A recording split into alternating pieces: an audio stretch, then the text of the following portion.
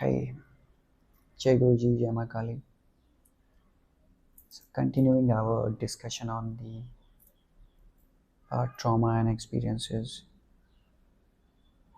Why does it happen? Um, is the main question that goes through our mind when we are going through a traumatic experience. Or let's say whenever you hit that rock bottom where you are shattered completely or the ground underneath your feet is taken away. That's the moment that I'm referring to. Um, because your balance is shaken and then you are bamboozled. The only thing that's going through your mind is it true?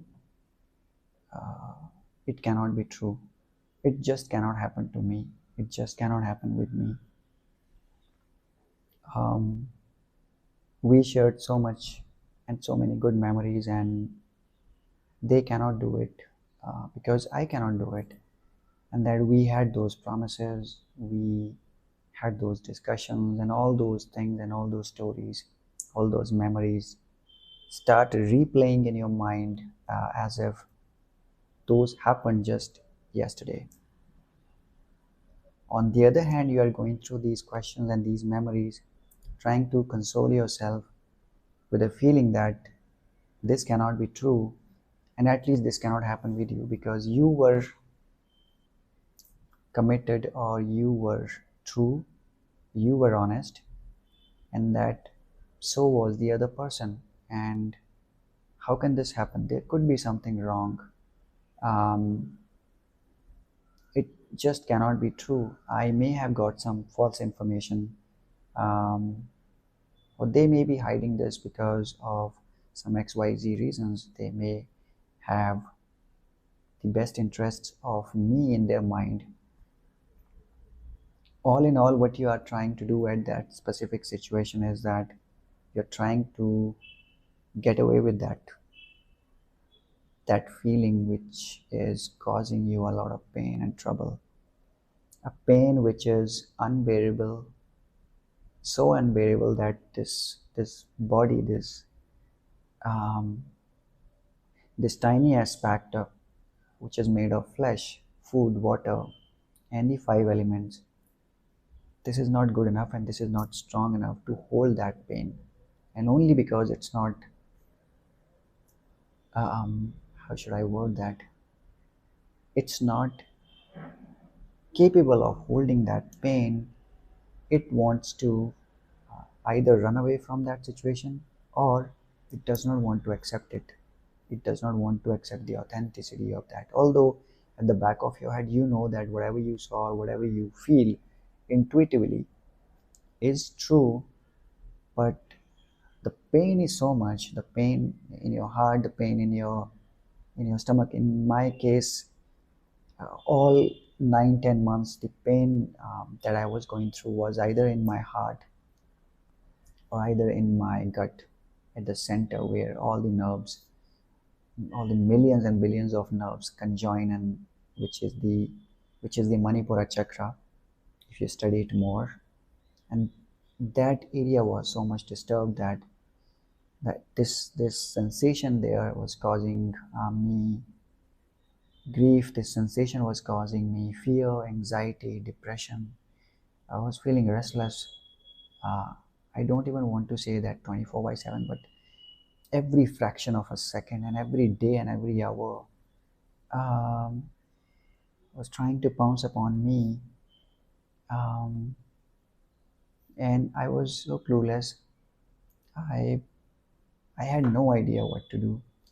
I had no idea how to get out of this pain. And even during the discussions with my psychologist, the only thing that I asked her was that is there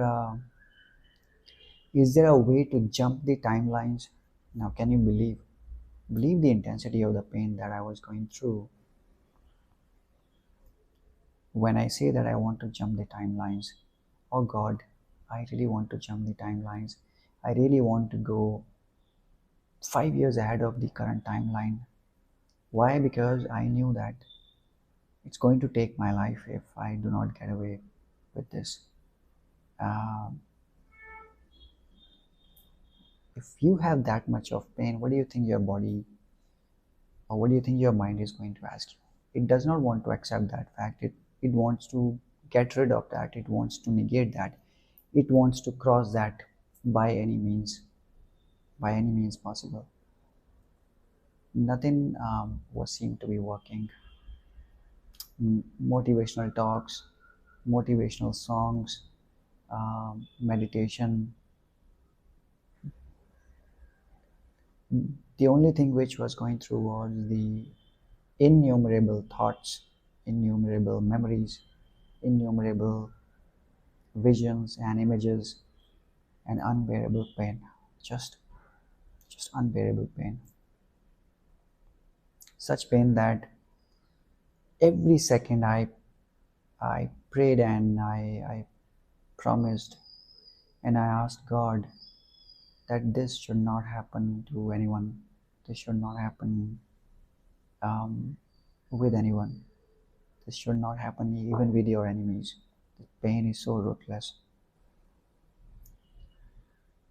So the purpose of me in describing this situation to you is that when you have so much of pain, your body will naturally would want to go in a situation or in a state of stability where it finds balance between your body and mind, and uh, it does not have to accept that reality which is causing that much of pain. That's the only reason that um, you want to get away from that situation and you do not want to accept the reality, and which is why healing becomes important. It becomes integral, it becomes life saving. Because if you do not heal, then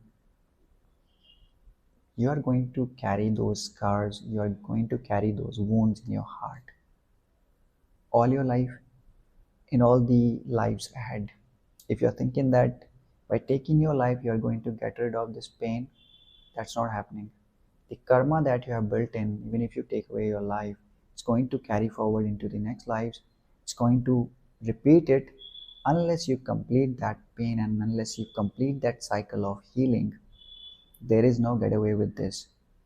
If you do not do that, you are either going to draw the same sort of relationships and partners in your life who are going to give you the same amount of pain over and over, again and again, lifetimes after lifetimes, unless you learn the lesson and unless you finish with that healing which is meant to happen.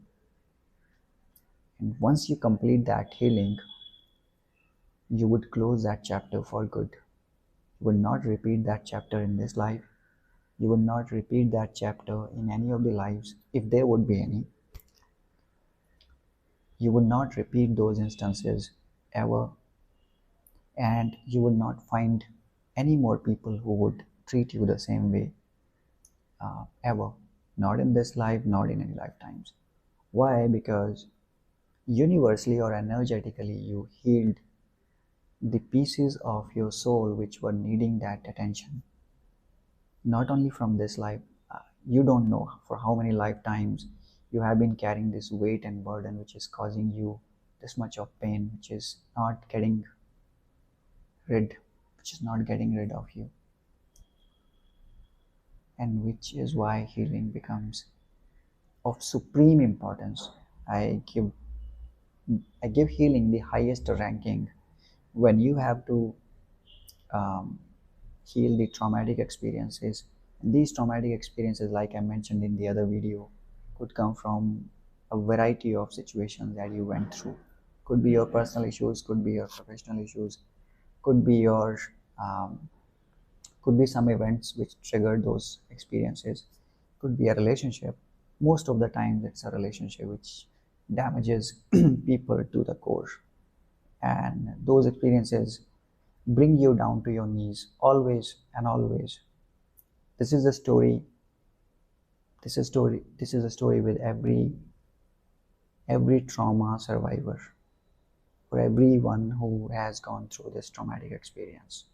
Okay, and this is going to happen lifetimes after lifetimes unless you complete that healing. Now, once you do that, mark my words.